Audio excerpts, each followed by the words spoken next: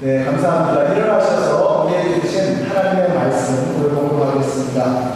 오늘 말씀은 사무엘상 4장 전체의 말씀입니다. 그 중에서 1절부터 4절까지의 말씀만 먼저 읽도록 하겠습니다.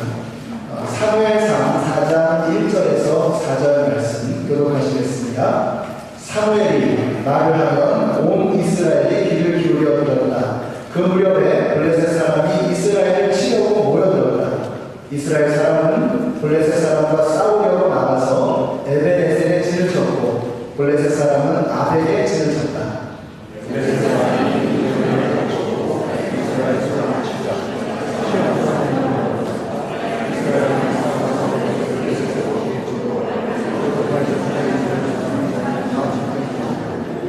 이스라엘의 패잔병들이 진으로 돌아왔을 때에 장로들이 말하였다. 주님께서 오늘 우리가 블레셋 사람에게 지도록 하신 까닭이 무엇이었느냐? 실로에 가서 주님의 언약궤를 우리에게로 모셔다가 우리 한가운데 있게 하여 우리를 원수의 손에서 구하여 주시도록 하자. 그래서 이스라엘 백성이 실로로 사람을 보냈다. 그들이 거기 그룹들 사이에 앉아 계시는 만군의 주님의 언약궤를 메고 왔다. 하나님의 언약궤를 가져올 때에 엘리의 두 아들 홈리와 비느하스도 함께 있었다. 아멘. 다시 사무엘의 이야기로 돌아왔습니다. 기억이 아주 가물가물하실 겁니다. 근데 간단히 정리하자면 하나님께서는 한나의 기도와 서원을 받으시고 사무엘을 허락해 주셨습니다. 그리고 사무엘은 엘리 제사장 밑에서 수련을 받게 됩니다. 오늘 보면 바로 앞에 있는 3장 19절의 말씀을 보시면 사무엘이 자랄 때에 주님께서 그와 함께 계셔서 사무엘이 한 말이 하나도 어긋나지 않고 다 이루어지게 하셨다라고 했습니다. 사무엘이 자랄 때에 라고 했습니다. 굉장히 중요한 말씀입니다. 사무엘은 태어나면서부터 영적인 거장으로 태어난 게 아니었다는 말입니다. 어린아이가 자란 것입니다. 그도 처음에는 하나님의 음성과 사람의 음성도 구분하지 못하는 초짜였습니다. 그런데 자라는 것입니다. 자, 이유가 무엇인가? 사무엘이 영적으로 자랄 수 있었던 이유가 무엇인가? 주님께서 그와 함께 계심에라고 했습니다. 주님께서 그와 함께 계셨기 때문에 사무엘은 계속해서 성장했던 것입니다. 여러분, 하나님과 함께 있으면 우리가 영적으로 성장하고 자라게 되는 것입니다. 벌써 11월 달 날샘이 도착했습니다. 날마다 솟는 샘물. 여러분 믿어지세요? 2016년이 벌써 이제 다 가고요. 2달 남았습니다. 2달. 근데 여러분 어떠세요? 올해 여러분 믿음이 성장하셨습니까? 여러분 풍성한 열매를 맺는 한 해를 사셨나요? 교회적으로는 보니까 여러 면에서 성장한 것이 보입니다. 건물 문제가 해결되기 시작했고 또 두 분의 귀한 장로님들을 세웠습니다.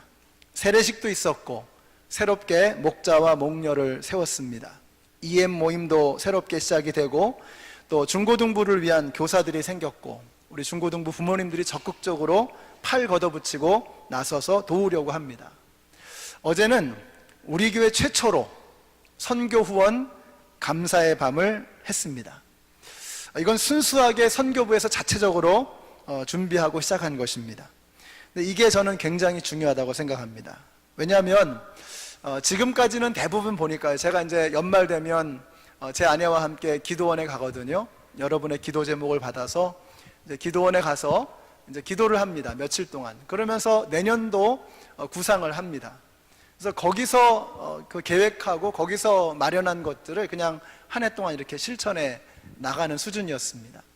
근데 어제 우리가 했던 선교 후원자 감사의 밤은 우리가 전에 해본 적도 없는 일이었거니와 순수하게 선교 부원들이 함께 기도하면서 모여서 또 의논하면서 시작했던 그러한 일이었습니다. 자, 이렇게 보니까 우리 교회가 선교적으로 성장하고 있구나 하는 것을 볼 수 있는 그런 기회였다고 생각이 됩니다. 자, 여러분, 교회적으로는 이렇게 변화가 되고 있고 성장하고 있고 발전하고 있습니다. 근데 여러분은 어떠십니까?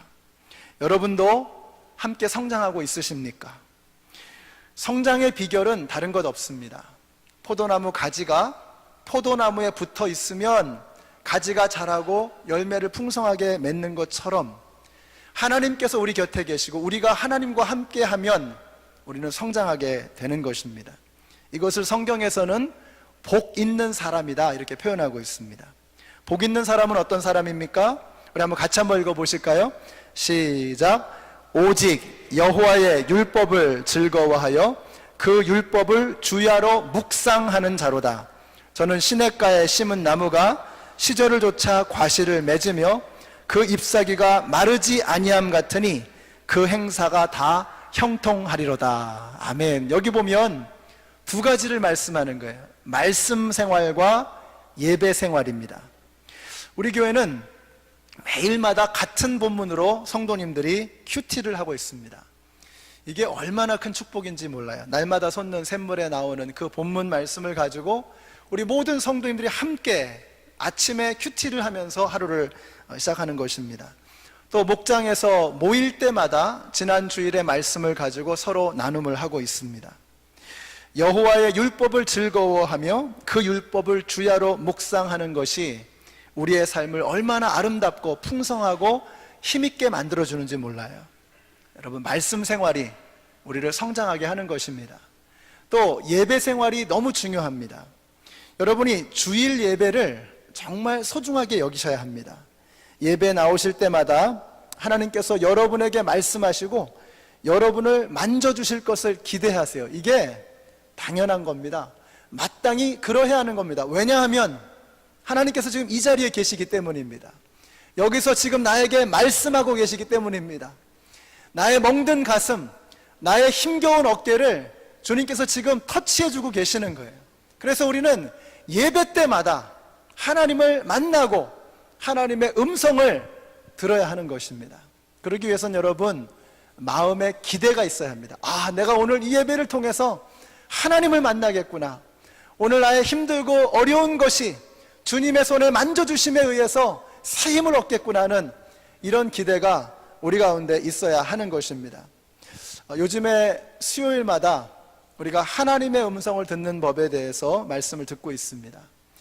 저는 이 수요 예배가 좋은 것이요, 우리가 주일마다 이렇게 말씀을 듣는 것이 이렇게 7일마다 예배를 드리면서 이렇게 성큼성큼 듬성듬성 걸어가는 것이라면 그 사이에 잰 걸음으로 3일마다 우리가 예배를 드리는 거예요.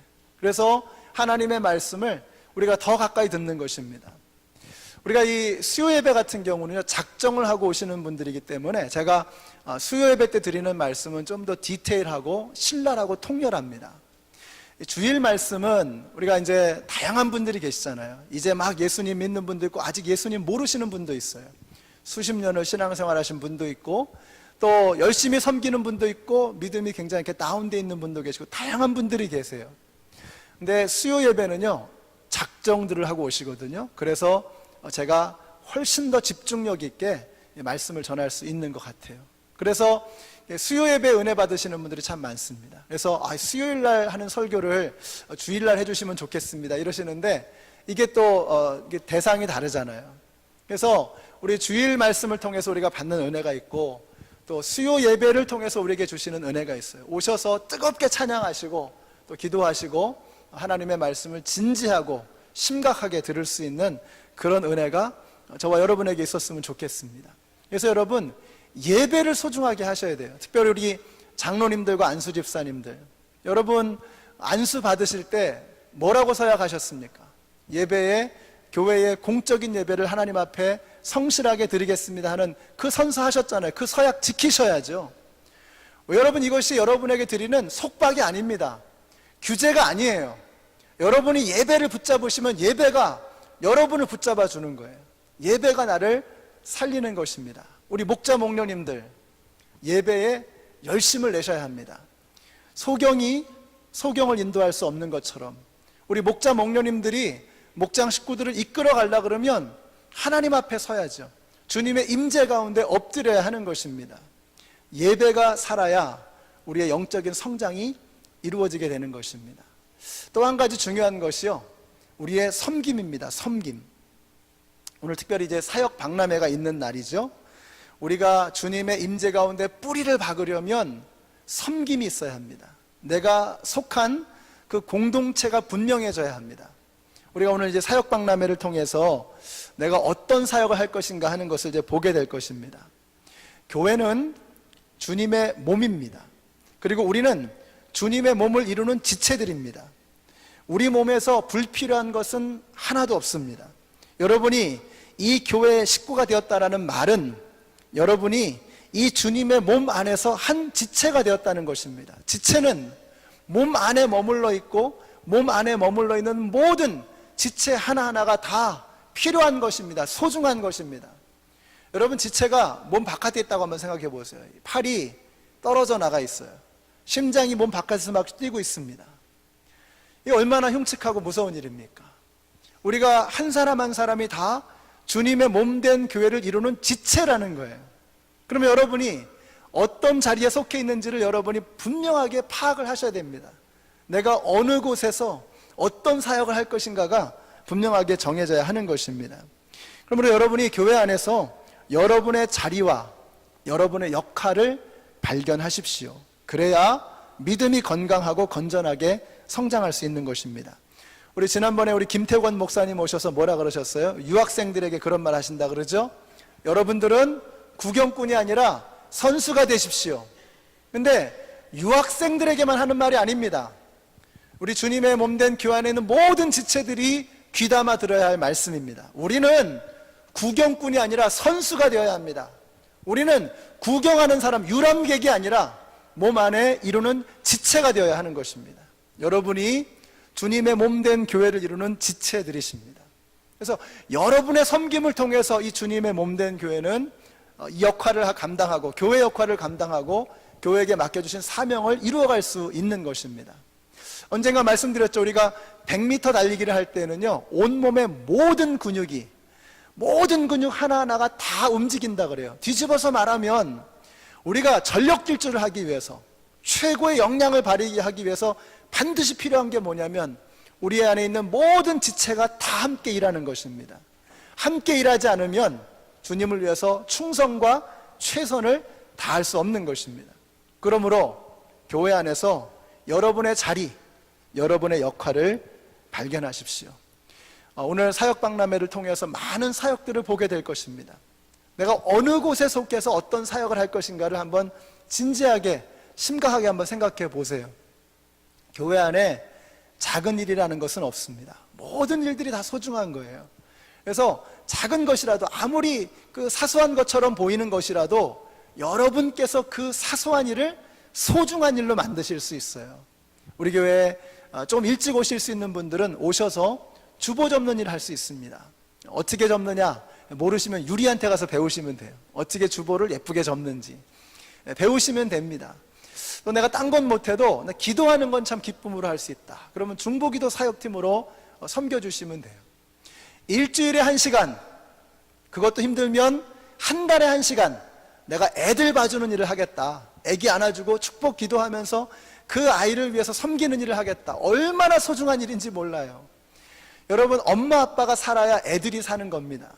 엄마 아빠들이 마음껏 예배 드릴 수 있도록 그 아이들을 봐주는 사역은 여러분 한 가정을 살리는 일이에요. 정말로 소중한 일입니다. 나는 시간도 없고 재능도 없고 열정도 없어. 그러나 돈은 좀 있다 하는 분들은요, 한글학교 도와주세요. 지금 한글학교에 재정이 좀 더 필요합니다. 지금 이제 선생님들이 많이 모여졌어요. 그래서 그 선생님들을 마음껏 서포트할 수 있는 그런 재정, 우리 아이들을 도와줄 수 있는 이런 재정들이 필요합니다. 여러분이 얼마든지 섬기실 수 있어요.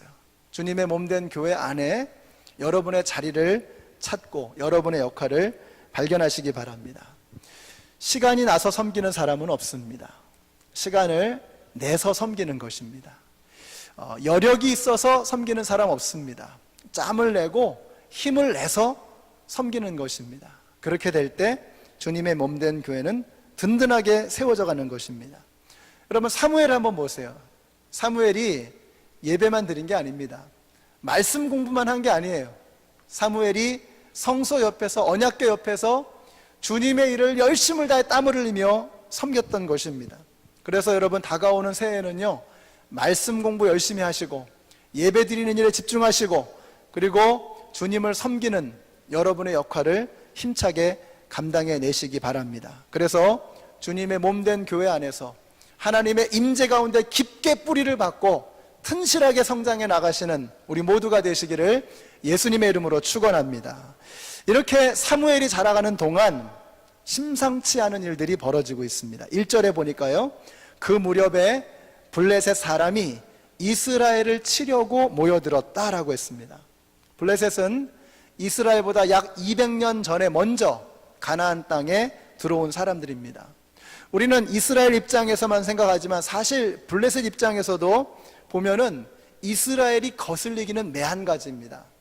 마치 그들이 생각할 때는 굴러온 돌이 박혀있는 돌을 차내는 것처럼 느껴졌을지도 몰라요. 그래서 호시탐탐 노리고 있었는데 가만 보니까 이스라엘이 비실비실하는 겁니다. 때는 이때다 싶어가지고 군사들을 모으고 이제 전쟁을 치르겠다고 모여들기 시작한 것입니다. 치열한 전쟁이 벌어졌습니다. 거기서 이스라엘 군사 4,000명이 목숨을 잃었습니다. 자, 그러면서 비상대책회의가 열리게 됩니다. 3절 보세요. 이스라엘의 패잔병들이 진으로 돌아왔을 때에 장로들이 말하였다. 주님께서 오늘 우리가 블레셋 사람에게 지도록 하신 까닭이 무엇이겠느냐? 여러분, 어떻게 생각하십니까? 정말 좋은 질문 아니에요? 정말 맞는 질문 아닙니까? 우리가 패한 까닭이 무엇이냐라고 질문하는 것입니다. 더더군다나 이가 뭐라고 고백을 하는가 하니까 주님께서 우리를 패하게 하신 이유가 무엇이냐. 여러분, 여기에는 굉장히 중요한 의미가 담겨 있습니다. 이 전쟁은 뭐라는 거예요? 블레셋이 강력해서 진 게 아니라 하나님께서 패하게 하셔서 우리가 졌다는 거예요. 여러분, 전쟁은 군사력이나 혹은 무기의 힘으로 하는 것이 아닙니다. 전쟁은 하나님의 능력으로 하는 것입니다. 목사님이 그냥 설교하느라고 하는 얘기지. 실제 생활 속에서는 그렇게 되지 않습니다. 여러분, 그렇게 생각하십니까? 인류의 역사를 한번 보세요.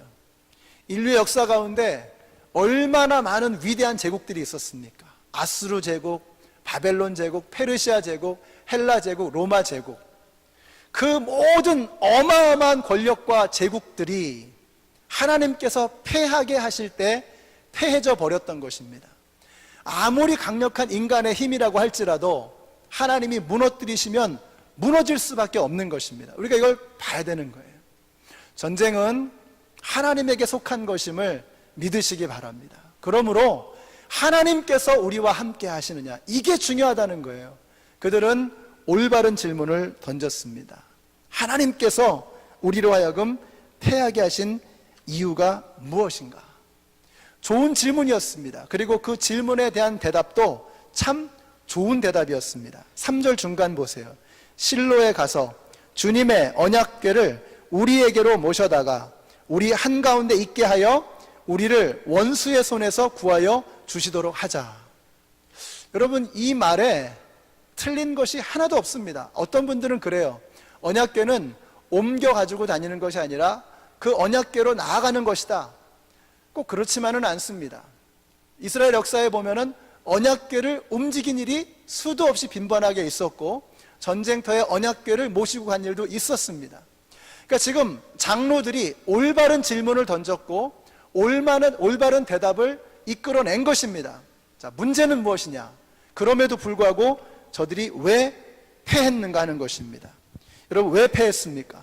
좋은 질문을 던졌고 좋은 대답을 얻었는데 그 결과는 대패였습니다.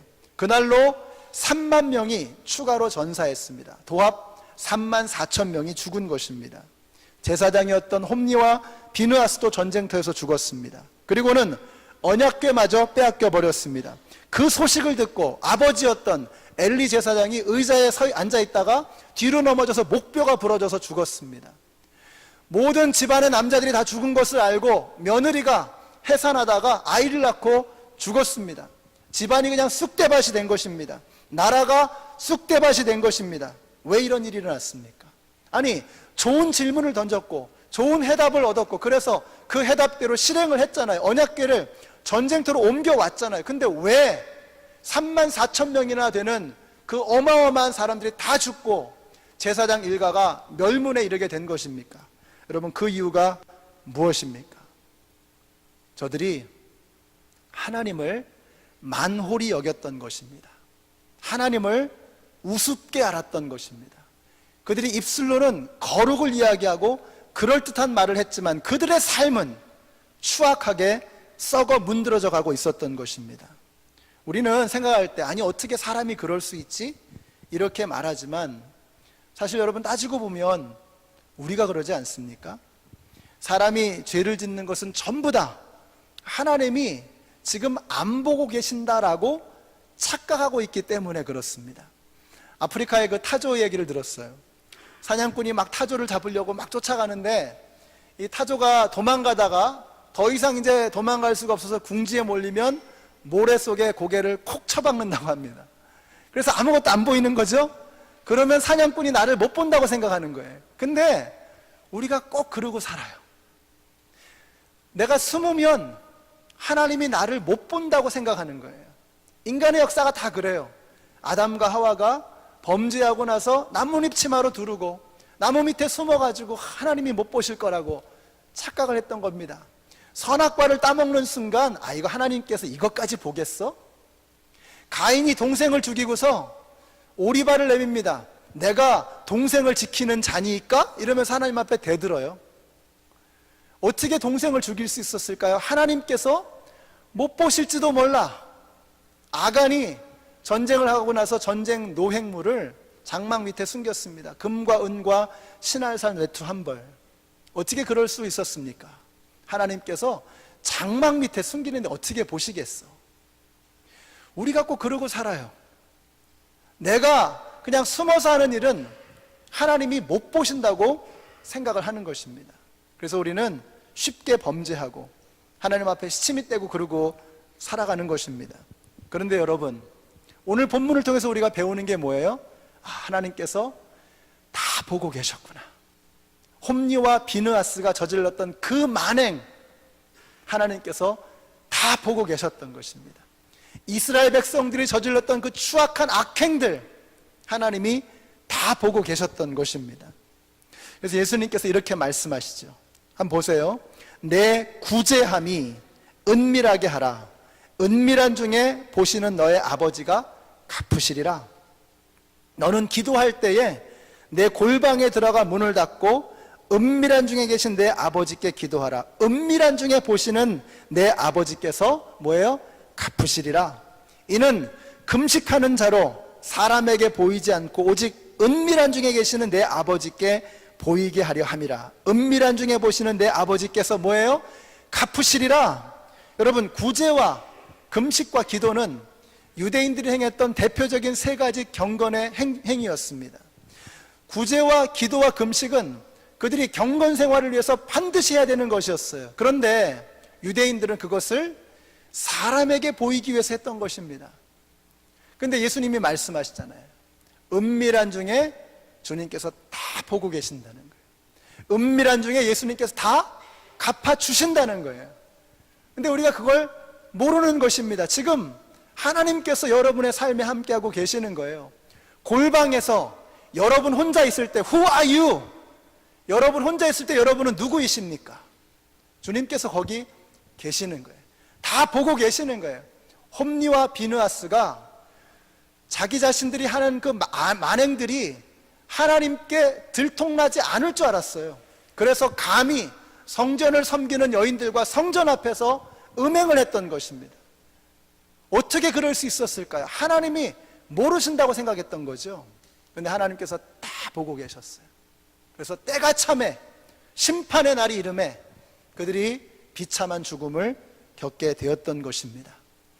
사랑하는 성도 여러분, 우리 하나님께서요 다 보고 계신다는 이 사실로 인해서 우리의 믿음의 수준이 달라지게 되시기를 바라요. 하나님이 은밀한 중에 보고 계신다면 우리가 두려워 떨어야 합니다. 동시에 하나님께서 은밀한 중에 계시는 것을 보고 계시는 것을 우리가 깨닫는다면 우리는 어떤 상황 속에서도 담대할 수 있어요. 위로받을 수 있습니다. 요한계시록에 보면 우리 예수님께서 마지막 때에 우리의 모든 눈물, every tear, 모든 눈물 하나하나를 다 닦아주신다고 말씀하세요. 그냥 바켓스에다가 그냥 물을 그냥 눈물을 다 담아가지고 근수로 재는 게 아니라 every tear, 눈물방울 하나하나를 다 헤아리시고 닦아주신다고 말씀하세요. 저는 그 말씀이 너무 좋은 게, 여러분 every tear, 모든 눈물방울 하나하나를 다 헤아리신다는 말은 뭐예요? 여러분이 눈물 흘리실 때 하나님 거기 계신다는 말 아닙니까? 하나님이 그거 보고 계셨다는 거 아니에요? 우리 여자분들, 우리 어머니들, 또 아내분들, 남편 때문에 상처받고 자녀들 때문에 속상해서 눈물 흘리고, 우리 예수님께서 그걸 다 보고 계시고 헤아리신다는 거예요. 우리 남자분들, 눈물조차도 흘리지 못하고 그냥 눈물을 삼키면서 가슴으로 흘리는 그 눈물, 그것을 우리 주님께서 헤아리시고 닦아주신다는 것입니다. 우리 목자 목녀님들이 목장 섬기면서 얼마나 힘들고 어렵고 많은 눈물을 또 흘리시겠습니까? 그러나 여러분, 주님께서 every tear 다 보고 계시고 은밀한 중에 보시는 그 주님께서 은밀한 중에 갚아주신다고 말씀하세요. 저는 그것이 세상적인 성공을 개런티하는 말씀이라고 생각하지는 않습니다. 그러나 그보다 훨씬 더 소중한 것을 우리 주님께서 우리에게 약속해 주시는 거예요. 마지막 날에 우리가 천국에 올라가서 주님을 배울 때 주님께서 우리의 그 모든 눈물을, 야, 내가 다 봤어, 내가 다 알아, 그러면서 그냥 우리를 왈칵 끌어안고 함께 울어주실 때 끝나는 거 아니에요, 여러분? 다 보상되는 거 아닙니까? 우리 연합장로교회 섬기시는 모든 목자 목녀님들, 또 우리 당회원들, 우리 장로님들, 우리 집사님들, 모든 성도님들, 여러분이 흘리시는 그 눈물 주님께서 다 헤아리고 계신 것을 믿고, 여러분 이제 은밀한 중에 섬기세요. 자꾸 이렇게 드러내려고 하지 마시고, 아무도 봐주지 않는 곳에 가서, 아무도 알아주지 않는 곳에 가서, 아무도 인정해주지 않는 그곳에 가서 주님을 바라보면서 섬길 수 있는 저와 여러분이 되시기를 예수님의 이름으로 축원합니다. 여러분, 사람이 보는 건요 크레딧이 없어요. 그건 no count, 카운트 안 됩니다. 그래서 제 걱정이 많아요. 천국 가서 짜장면 배달할 것 같아서 저는 이렇게 여러분 앞에서 그냥 뭐 다 이렇게 폼 잡고 그러고 있잖아요. 근데 정말 주님께서 기뻐하시는 분들은 어떤 분인가 하니까 보이지도 않아요. 그냥 주님의 몸된 교회를 위해서 빛도 없이 이름도 없이 섬기시는 그런 분들이 진짜입니다. 그런 분들을 주님께서 기뻐 받으시는 거예요. 비느하스와 홈리가 왜 그런 추악한 범죄를 저질렀느냐? 그들의 착각, 하나님이 못 보실 거야. 오늘날 우리 그리스도인들의 착각이 그겁니다. 왜 편법을 쓰느냐? 왜 억울한 일을 당하고 그렇게 가슴을 치느냐? 우리가 착각하는 거예요. 하나님이 모르실 거야. 하나님이 안 보고 계시는 것 같아. 다 우리의 착각인 것입니다. 하나님께서 보고 계십니다. 하나님께서 알고 계십니다. 그러므로 우리는 하나님만을 바라보면서 진지하게, 진실하게, 그리고 신실하게 주님을 섬길 수 있는 주님의 일꾼들이 다 되시기를 예수님의 이름으로 축원합니다. 이스라엘이 패한 것은 저들이 언약궤를 감히 괴짝 취급했기 때문입니다. 여러분, 언약궤가 무엇입니까? 언약궤 안에 뭐가 들어있죠? 십계명의 그 두 번째 그 돌판, 그 다음에 만나, 아론의 쌍난 지팡이. 십계명 돌판과 만나와 아론의 쌍난 지팡이는 하나님의 은혜의 상징, 하나님의 임재의 증거였습니다. 그러나 동시에 그것들은 우리 인간의 죄악의 증표였습니다.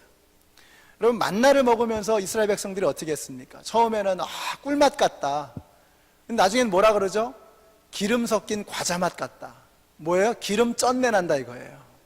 그러면서 애굽에서 먹었던 오이와 부추와 마늘과 괴기와 이런 것들을 생각하면서 그러고 불평하는 겁니다.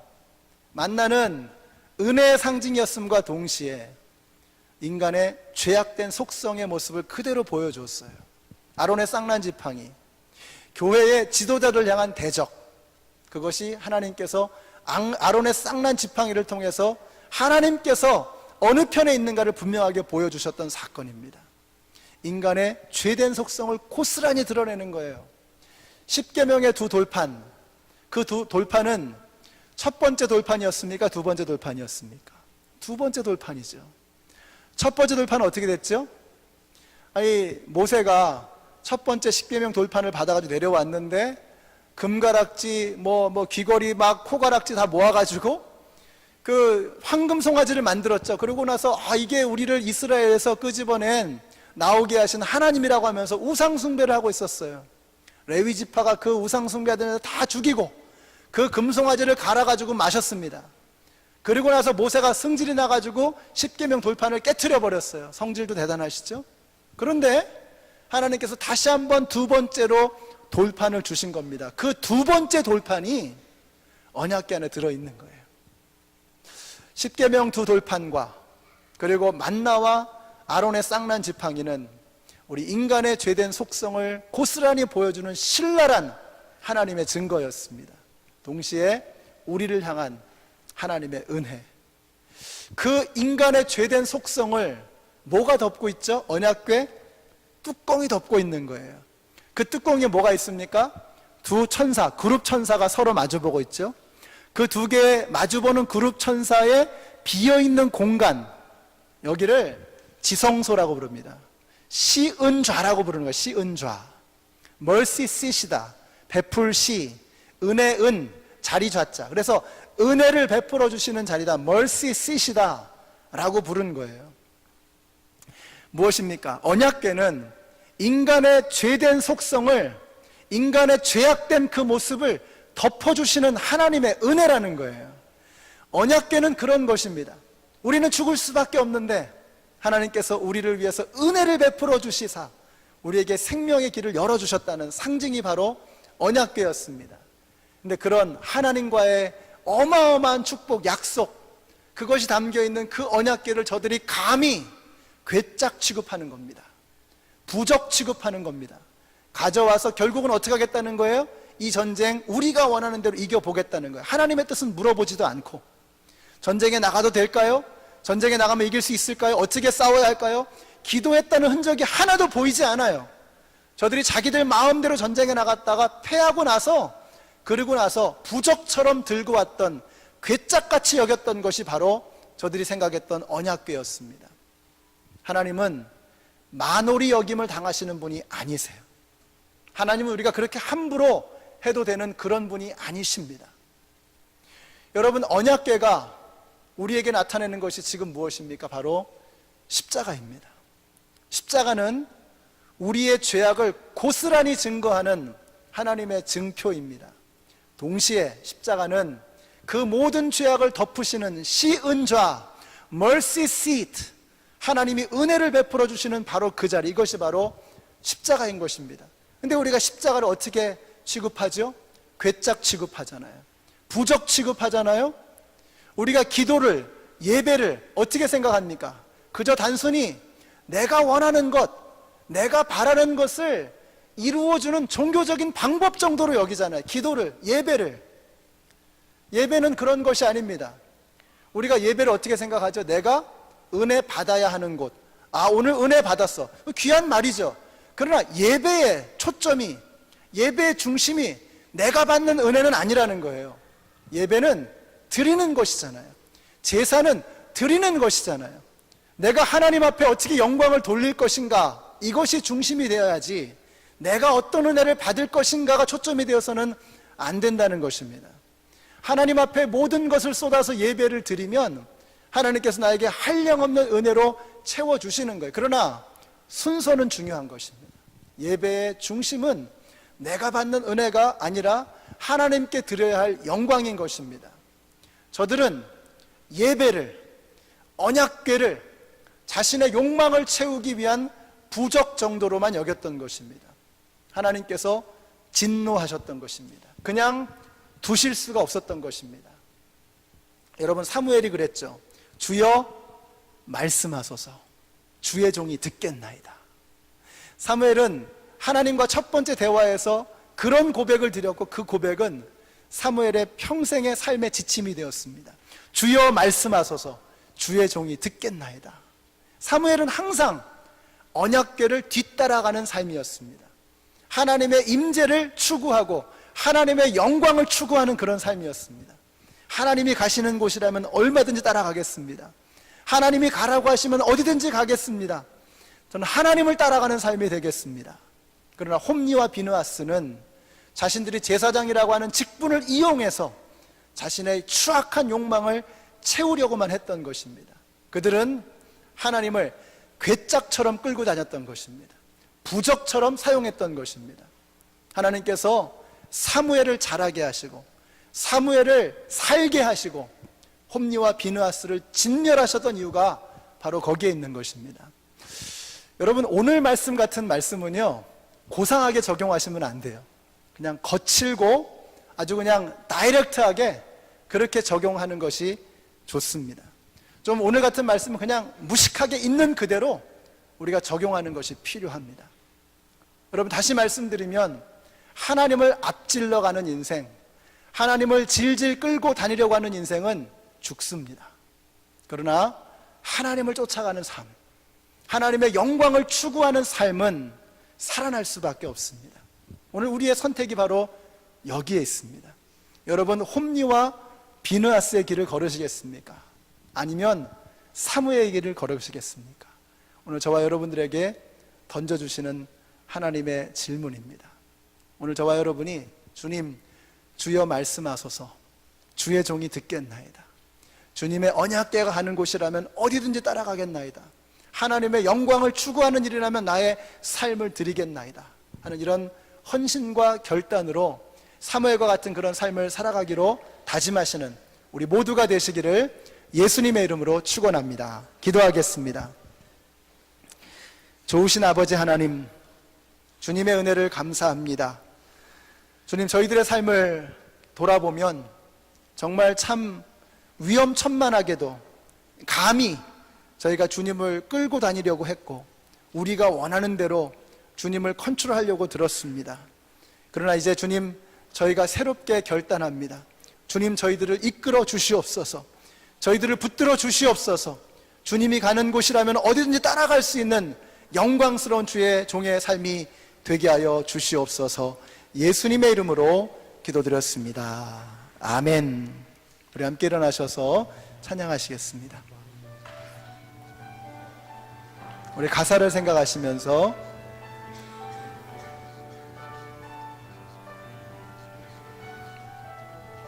주님 말씀하시면 주님 말씀하시면 내가 나아가리다. 주님 뜻이 아니면 내가 멈춰서리다.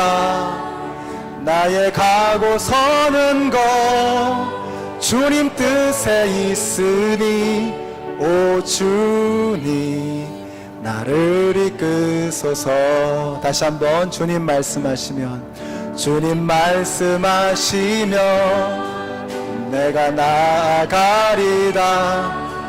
주님 뜻이 아니면 내가 멈춰서리라. 나의 가고 서는 것 주님 뜻에 있으니 오 주님 나를 이끄소서. 뜻하신 그곳에 나 있기 원합니다. 이끄시는 대로 순종하게 하소서. 연약한 내 영혼 통하여 일하소서. 주님 나라와 그 뜻을 위하여 오 주님 나를 이끄소서. 아멘. 우리 한번 기도하겠습니다. 오늘 기도하실 때 오늘 말씀을 생각하시면서